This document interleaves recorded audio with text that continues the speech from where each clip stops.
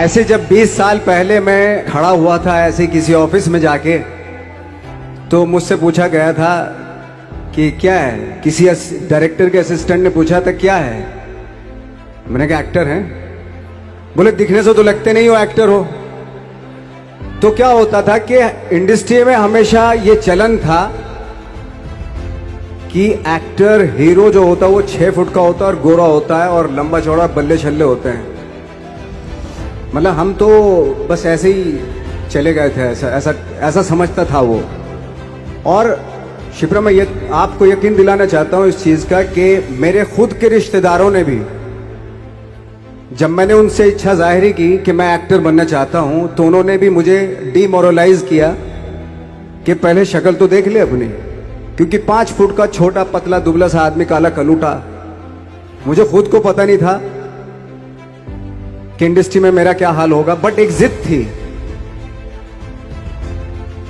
थी और हजारों लाखों, मतलब सालों साल से इंडस्ट्री में सिर्फ यही चलन था कि एक्टर तो, हीरो तो जो है ऐसा होता है। लेकिन सब ऑड सिचुएशंस के बावजूद भी गए। लेकिन एक चीज मेरे दिमाग में थी कि जो सब कर रहे हैं वो नहीं करना है, तो अलग क्या करूं, अलग क्या होना चाहिए। उसके लिए ट्रेनिंग की जरूरत थी, जो मैंने नेशनल स्कूल ऑफ ड्रामा में आके ट्रेनिंग ली। 3 साल मैंने एक्टिंग की पढ़ाई की वहां पे, और अपनी एक क्राफ्ट के बारे में समझा कि एक्चुअली इस पर्सनैलिटी में अगर मैं लोगों को इंप्रेस करना चाहता हूं, उसके लिए एजुकेशन की बहुत जरूरत है। या जो भी आप काम कर रहे हो उसमें क्राफ्ट, उसका एक्सपर्ट होना बहुत जरूरी होता है। ऐसे ही हवा में नहीं कि जैसे पहले होता था, अरे यार तो बहुत खूबसूरत दिखता, फिल्मों में जाके काम करना शुरू कर दे, ऐसा नहीं। किसी चीज को बारीकी से जानना, उसके लिए ट्रेनिंग की, एक्सपर्ट्स की, एक्सपीरियंस की जरूरत होती है। तो मैंने ट्रेनिंग ली नेशनल स्कूल ऑफ ड्रामा से, और 2000 में मैं पहुंच गया मुंबई। मुंबई पहुंचने के बाद जब हम किसी ऑफिस में जाते थे, आई थिंक उससे पहले चलन नहीं था बिल्कुल भी। हम लोग गए, जैसे मैंने बताया कि ऑफिस में खड़े हो के, भाई हम एक्टर हैं, काम दोगे क्या? तो बोले पहले हुलिया तो देख अपना तू। तो ये हर बार सुनने के लिए मिलता था, और वो बात भी सही थी, क्योंकि उससे पहले कभी कोई आपने देखा नहीं होगा कोई इतना बड़ा, कोई इतनी सी पर्सनैलिटी का 5 फुट 6 इंच का आदमी, पतला दुबला सा, मरियल सा, कि कभी ये इस तरह के लोग एक्टर भी बन सकते हैं, हीरो भी बन सकते हैं, स्टार भी बन सकते हैं। ऐसा चलन था ही नहीं। मैं कॉन्फिडेंट था बिकॉज ऑफ माई ट्रेनिंग। मैंने ट्रेनिंग ली थी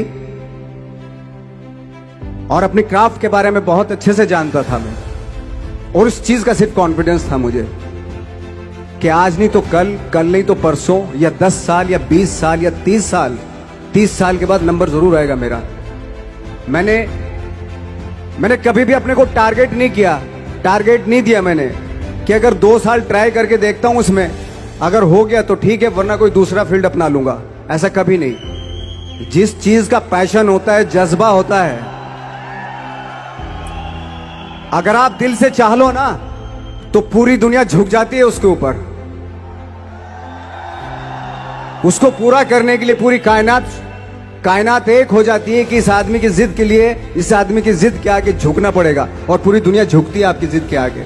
लेकिन आपको जिद्दी होना पड़ता है, आपको बहुत सारे सेक्रीफाइस भी करने पड़ते हैं, क्योंकि ये आपने चाहा है। परीक्षा देनी पड़ती है आपको, जितना बड़ा इम्तिहान होगा उतनी बड़ी परीक्षा भी देनी पड़ेगी। आसान काम नहीं है। छोटे छोटे टारगेट बनाएंगे तो छोटों में निपटारा हो जाएगा। हमेशा अपने आप को टारगेट बढ़ा दो। तो उसके लिए हमेशा अपने आप को अनकंफर्ट जोन में डालो, कि जो इम्पॉसिबल है उसको पॉसिबल करने की शिद्दत, पैशन आपके अंदर होना चाहिए, वो हो जाता है।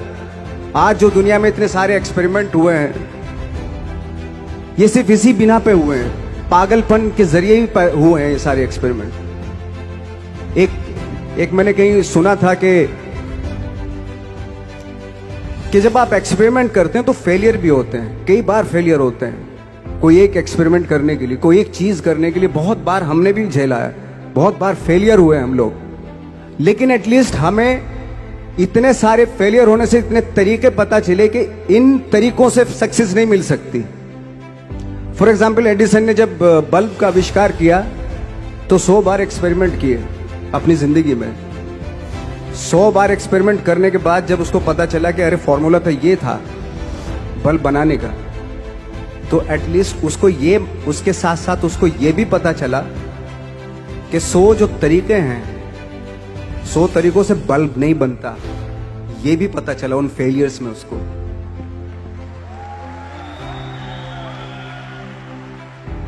जब हम लोग मुंबई आए तो हमें मालूम था हमारे पास पर्सनैलिटी नहीं है, हमारे पास बैक नहीं है,